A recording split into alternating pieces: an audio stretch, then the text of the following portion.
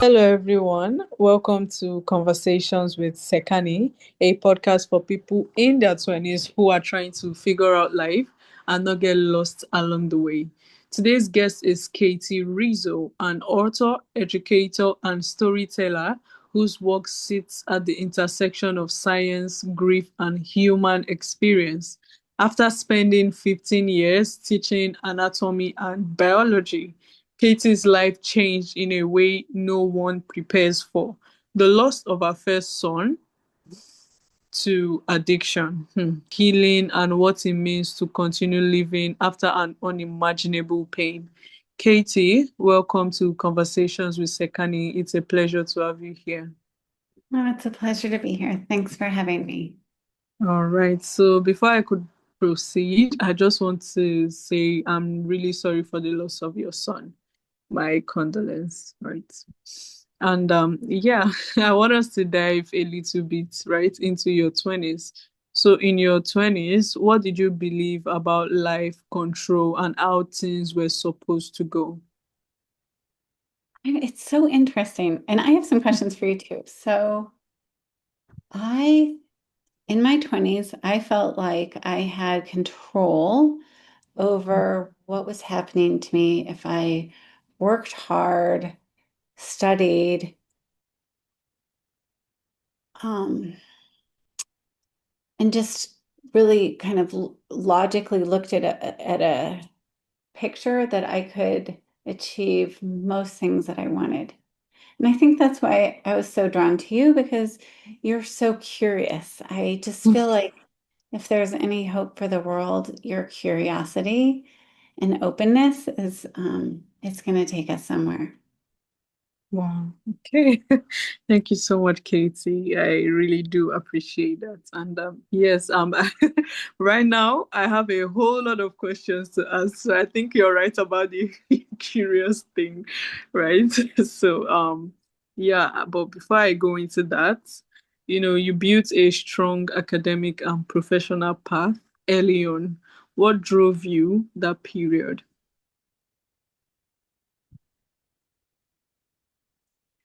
Well, I would think that it's mostly my childhood. I was raised by a single mom, and I watched her struggle with getting finances and wanting to provide for the family. I never wanted to be in a position that my mom was in. So I think what really drove me was to study hard and do well, mostly just so that I could support myself. Hey, wow. All right, Katie. I was saying this while we were talking. I just, yeah, I don't know if you could see the screen. Yeah, I can see you. Good. I'm like, no, this conversation, I must show my face. Oh, good. I I would don't love want. to see you. Okay, so yes, I'm particularly drawn to our conversation. So I'm like, I want it to be a face-to-face Oh, conversation thank you. so you can see my expressions and everything. So, yeah, while reading your intro, I noticed that you lost your son. So, if I may ask, how did it feel at that time in your life? Well, he was 25, and so I was in my 50s. It was devastating, obviously. Uh, I think some people like being a parent, some people love it. I really got my self-esteem from being a mom. So I think this was something that just kind of rocked me to kind of where my concept of self was completely gone. If there's anything that I want those 25 or 20-year-old people listening to your podcast to think about is just how deadly addiction is. And I think my son got into it thinking it would be cool, or I don't know why. Um, he definitely had some genetic predisposition to it, and it ended up killing him. And so I think I don't know, this is probably an unpopular opinion, but like alcohol, marijuana, I think all things that change your reality. If you have the genetics to be an addict, I think you're going to end up going down that path, and it's really hard to get back. Okay. Hmm. You know, I had a guest not too long ago before this, right? And she was an addict, right? And I asked her how it felt, right? And she overcoming addiction was a miracle. I It's not, know. it isn't easy at all to overcome an addiction, right? So I told her, what does she think is the cause of addiction? And then she was like, first of all, it's not really talked about in schools. Hmm.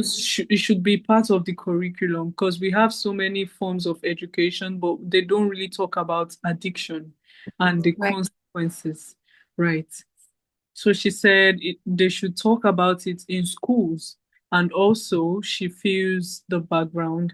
Sometimes most families, they don't let their children air their opinion. So they resort to a form of, enjoyment, which is, drugs or something. And then right. that was her perspective as an addict, right? Yeah, Now, it's what is even more interesting is I get to hear your perspective as the parents, right? right. Yeah. So I don't know I don't want to go by the script, right? I had a script. I don't want to go by it. I want us to discuss. I Okay. want this to I be would love to talk about it. Yeah. It's yes, I want this to be a heartfelt conversation. yeah. So my son got addicted to opioids and benzodiazepines, um, and relapse from those is very high. If you Google it, they'll say anywhere up to 95% that even if you get clean and go to a treatment program, it's really hard to get your life back. And I think some of that has to do with, I mean, and maybe this is just my perspective because I have a science background, but I think that your body really wants to have homeostasis. And so Mm, if you're flooding your brain with dopamine or serotonin, it's going to make more receptors. And so then you're going to crave more of that drug. You're going to make more of the receptors. And pretty soon you're in a cycle where you're just never going to be happy again. I wish, I mean, I know Nicholas knew that. I think he thought he was bulletproof. I think he was a teenager who thought that he, it would never happen to him. So, and I know there's lots of parents out there who've lost kids, and I'm not the only one. But I would like more kids to think about the effects it has on their families. exactly. Oof, okay, now this would be to people out there. I want people to see this, to listen to this and, think, especially young adults, right, who are probably battling with addiction. I think Yeah. I know stopping addiction is not easy, but Mm. if you think about the pain it causes on loved ones, I think it's something they should reconsider, right? Trying. All that matters is self-awareness, being aware that this is an addiction and, wanting to be better, right? So, And there's so much shame out there right now, like mm, for addicts and for people or people who have addiction. In the US, most of our people who are in prisons are addicted. Most of our homeless are. It seems like we're treating them like second class citizens. mm, mm. Well, I think the awareness should be out there, honestly, on addiction. First of all, in school curriculums, there should Yeah. be a way to just educate children because I feel like those are the most vulnerable members of the Yeah. society. Because as adults, we know the consequences of taking drugs, right? But children don't know. They just want to, take it and feel better. So it should be out there, right? So, I wish I Katie, had. I want us to talk about you, right? So Okay. now, currently, in this Oh. very moment, how do you feel? Um, well, I had this thing that when we first found out that we lost Nicholas, I found that my grief mirrored pregnancy. And I went through a period of time after I lost him where I was, sick. My head felt like was blowing up. Um, I slept all the time. And then I kind of fell into what I think of as the second trimester, where everybody else in the world was going on with their normal lives, but I was just kind of curled up in the fetal position. I put his clothes all over me, his dirty clothes, so I could smell him. And um, I just slept a lot. And then in the what I call the third trimester, when you're showing in pregnancy, I decided to start telling everyone. I told people at the grocery store. Um, I started writing poetry and posting it, and it wasn't the best poetry, but it was mine. And I wanted people Yeah. to know that whoever I was before this was not the person who I am now. And I joined a bunch of grief groups, and I wrote a book about how kind of a memoir on what happened and also things that I've done that have been helpful. And I don't know, this whole thing kind of any part of ego or self-esteem that I had that wasn't real, it just kind of stripped away. If I see somebody by the side of the street, that could have been my son just in the blink of an eye. I don't know, it brought to me to really realize how we all are suffering. There's so much pain out there, and that the more we talk about it, I think the better it is instead of pretending and that, like, oh, those people don't exist. So, Wow. Okay, so like you said, right, everybody, we all are suffering, right? yeah, yeah, Everybody has one form of suffering, either grief, either, there are so many forms of suffering, yeah. mental wellness, and but I believe the worst kind of suffering is grief, Mm, because I mean, little things could trigger your emotions. You could just remember who you lost. And for someone, because I have lost a friend before, that was how yeah, that this is a sensitive topic, right? And it's a big deal. sometimes I could be walking on the road and I see someone who looks like her, and I'll be like, this could have been her if she was still here, right? Isn't it unfair? It's like there's a huge hole in the world and your person needs to be in it. Exactly. I mean, Like, yeah, yeah. it is. What what do you do? I have some things that I do, but what are some things that you do that helps? You know, I had to just if there was I had to like suppress that emotion, which I don't think is the best thing to do because little things could trigger the emotions, right? So I had to suppress the emotions, and just anytime I think of it, I try to forget and just think of something else, right? Immediately I try to just suppress thinking about this person and think of something else. So that's what I've been doing for years now, literally. I do not think I've fully moved on from that, Mhm. but I don't think anyone could actually move on from grief, right? Yeah, I was just gonna say, but there is this like thing in the air where people think like, oh, they're gonna move on, they're gonna get better. But until Nicholas comes back, I'm not gonna get better, right? So Yeah. something that I do that's helped me a lot is I write to him in the mornings. And a lot of times it's Mm. in poetry. I'm not a very good poet. I didn't go to school for it, but I've been very curious about it, and I've learned a little bit. It's kind of a way for me to still feel him. Um, there's a book on grief by Colin Campbell, and he says that you should say yes to everything. And so I've been trying to do that when somebody invites me to lunch or to dinner or for a walk or something that I don't want to do. I'll say yes. Or if somebody wants me to drive them to the hospital, if they have an appointment, or if they need help with something, or something that I'm like, I really don't want to do that. I've been saying yes because I feel like maybe Nicholas is trying to remind me that like there has to be a reason why we're here, right? And it has to be, well, for me, it feels like it's to be with people like you, like to be with people and to communicate and hear their stories and witness. Because if you don't, then what's the point?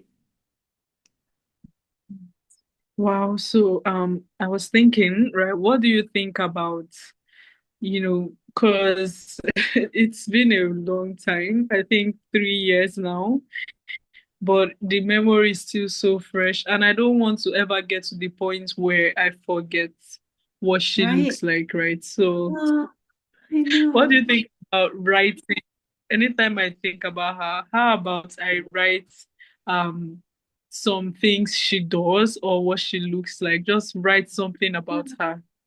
I love that. For a little while Mm. after he died, I could hardly remember anything. And one of my friends said to get little note cards, like 355 note cards, and to write down memories. And I was really mad that I wasn't going to get to make new ones and that I had to do this. But also there's a lot of pain out in the world. So why do I think I'm so special? So I started writing and I love those memories. And the more I write, the more I remember. Um, we went to a talk yesterday on it's by a neuroscientist who he's at Boston University and he's an expert in memory. And I went to it because I would like to improve my memory of Nicholas, obviously, right? I want to remember everything. And he suggested looking at pictures, and he said for people who have depression, if they can remember their happiest moments, it tends to help. And so I didn't know that before, but I have been looking at pictures of us and trying to remember the memories from it, the smells, the sights, like how I felt, how he made me feel. And some people might say like, you're crazy, like move on. You're not living your life. But you know what? I am. Like I'm there's this word liminal. It means half here and half there, right? I'm half here and half with Yeah, Nicholas. And he's still very exactly. much in my heart. Yeah. Exactly. So Oof, what else do okay. you do? What else do you do to help with it? Can you think of anything that you do to help? Right, okay. I'm gonna think, right. Okay, because I wasn't really open to, because I started my podcast recently, right? And I'm starting Yeah. to see different ways one can, get by with grief. I never knew about it, right? You're so smart at such a young age. Like I'm really excited for the world Thank because no, it's true. Like when I was your age, I didn't realize that you could have like a shift in thinking and see things a totally new perspective and it be life changing or altering. And I think it's great that you are so curious and are trying to learn you. and also trying to share your experience with everyone. I think this podcast is very beautiful. So, Oh, thank you. Thank you, yeah. Kate. It's been a short period of time, but I've learned so much. I feel like it's the best thing that has happened to me because Mm. for long I've been longing for guidance, right? I've been longing to talk to people that could tell me what to do. Because, I don't want to say I'm almost alone, but I needed people that have been through what I'm currently going through and people Yeah. that would tell me this is what to do. Because I'm not going to lie, when I lost my friend, I had no idea what to do. Yeah. So the best thing I could think of was suppress my emotions, right? Yeah. But now talking to you, I'm realizing I could be half there and half here, right? Yeah. I Yeah. could put She's that in cool. my heart. Yeah. What was her name? Her name is Desire. Ah, I love that. Her name's Desire, right? And she's so beautiful, honestly. I must say. Oh my, I'm happy to, talk about her. It's not Yeah. depression, it's happiness. No. I feel Yeah. happy to talk about her. Well, this might sound crazy to you, but I've been to a bunch of grief groups, and I feel like N Nicholas and the other people who are dead bring us together. So I feel like Desire brought you to me. So yeah, and maybe Nicholas and Desire are together. Like, let's hope for that, right? Let's hope they're Exactly. looking down on us or over at us or wherever they are, and hoping for the best for the planet, for for everyone. Exactly. Wow. I'm happy to have this conversation, honestly. But I Thank do want to say one thing you said. You said you wanted to learn what you need to do or to listen to other people. I feel you. like like somebody who's young and bright and beautiful and curious like you can listen to other people, but I feel like you know in your heart what's best for you and what you need to do. Your generation's gonna Whew. kick some butt, let's hope. Exactly right. So thank you so much, Katie, for this conversation. I feel like we needed it, right? We needed this conversation, and yeah, it just did its purpose, right? This is the purpose of this podcast, to just get clarity, to connect with like-minded people, and yeah, Katie, this has been amazing. And yeah, I want to ask, right? You've told me how you feel and everything. So now I'm curious about what you're currently doing, right? What are you doing now that excites you the most right now? Well, like I said, I do a lot of poetry writing in the morning and I post them on Instagram and Facebook and let the world know like that there's pain and there's beauty and I want like maybe those poems will somehow go out into the internet and reach him. I don't know. So that's something I'm doing that's making me happy. I have a book based on it's a memoir and it with some short prescriptive elements about how I kind of deal with the pain, and it's called the Trimesters of Grief, and that's coming out for pre-order in June. And I'm going to have a book of poems that is available on November 1st. And those make me happy, like trying to reach people and talk to people and be real. The world is a very sad place, and it can be a really false place where everybody's pretending to be something that they're not. So I'm trying not to be that. Exactly. All right. Authenticity, right? Yeah, Ah, yeah, just yeah. being who you truly are. And like you said, the world is a sad place. But what I Yeah. believe is in as much as the world is a sad place, we need to find joy in Mm, sad places, right? So yeah. we need to find joy. We need to be happy. We can't go on living and thinking, oh, it's sad, so I should be sad. No, find joy in sadness, right? There's joy everywhere. Just within, look within, think, right? There's just something that would give you joy. And I think in your form, right, it's poetry.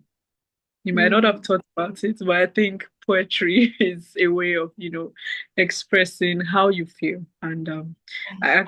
I'm looking forward to your memoir, right? I You're can't so wait sweet. for it You're to so come sweet. out. I'm definitely gonna be, one of those people that is gonna get those books, right? So yeah, You're a looking sweetheart. forward to it. You're a sweetheart. One thing I heard. I don't know if you believe in mediums. I don't know if I believe in mediums, but there was a woman who is a Mm. medium, and she was talking to a mom who lost her daughter. And she said, your daughter wants you to know that when you're happy, your daughter is happy. And it hit me like really hard because I think for a long time I was feeling very guilty. And I Mm. don't know if that helps you at all, but it made me feel better. And I don't know about happiness, but I can find awe, I can find beauty, I can think things are good. And so hopefully Nicholas can feel them too. He can. I know he can. And like, yeah, that's a beautiful thing, right? When you're happy, they are happy, Hmm. right? So we I have to hope. keep ourselves happy. Yeah. I do believe it though. I believe. Yeah. Yeah. Okay. Or Um, in harmony. How's that? That's a good word. To feel like you're exactly. in harmony, right? Yeah. Exactly. Whew. All right, Katie, this has been amazing. And I would love to connect right after this. You talked about Instagram. I'm always Yeah. active on Instagram, right? So Are I'm gonna you? reach out. Okay, good. Yes. Good. I'm going Good. to reach out. I want to check out your poems that you do Oh, post on you're so Instagram. cute. All right. Yeah. Thank you so much. This I has been loved meeting you. Yeah. okay. I didn't want to go by the book. I'm like, no, I want a true connection. Mm. I want to be able to talk to you. I want us to, I want to learn from you, right? And I just did. I'm glad I did. Because I really did learn a lot, honestly. Oh, good. I'm Thank you, glad. Katie. I learned a lot from you too. So keep being curious. It's Okay. good to know. Oh, thank you. I will. I Yeah. will, Katie. Thank you so much. And before you Thank go, you. right, I just need you to talk to someone out there, right? So for someone who who has faced deep loss, right? What do you have to tell them? What do you have to tell them to understand about grief, love, and life? Mm. Wow. Um, I think if I was talking to somebody who just recently lost somebody that they love, I would tell them not to push it away, not to push them away, to try to find any of their artifacts. Like I have all of Nicholas's stuff, his dirty laundry. It smells so good. It smells like him. I would tell somebody that it's okay to be sad, that's okay to scream at the universe, that it's okay to tell others. I think I would tell them that the only way this world is going to be okay is if we share that. I would tell them to call me because I will come right on over. Okay, thank you so much, Katie. I feel Mm, I needed to hear that, and I believe there are people out there who also needs to hear that, right? And thank you, Katie. mm. It was lovely meeting you. Okay, so what's your handle, your Instagram handle, and your website? I believe you have a website, right? Yeah, it is. So hold on, let me just make sure I'm giving the right one. So it's katierizzo.com is my website. And let's see, I'm not really good with this Instagram stuff. So let me tell you, I'm at Katie Rizzo 007. So it's just Katie Rizzo, Rizzo 007. Double O seven. Okay. All right, Yeah. noted. I'm gonna reach out immediately after this. Oh, It good. was nice chatting with you, and to my listeners, thanks for tuning in to Conversations with Sekani. If this beautiful episode sparked something in you, make sure to share to someone who you think might need this and also subscribe so you don't miss out on new episode. Thank you, Katie. Do have a wonderful day.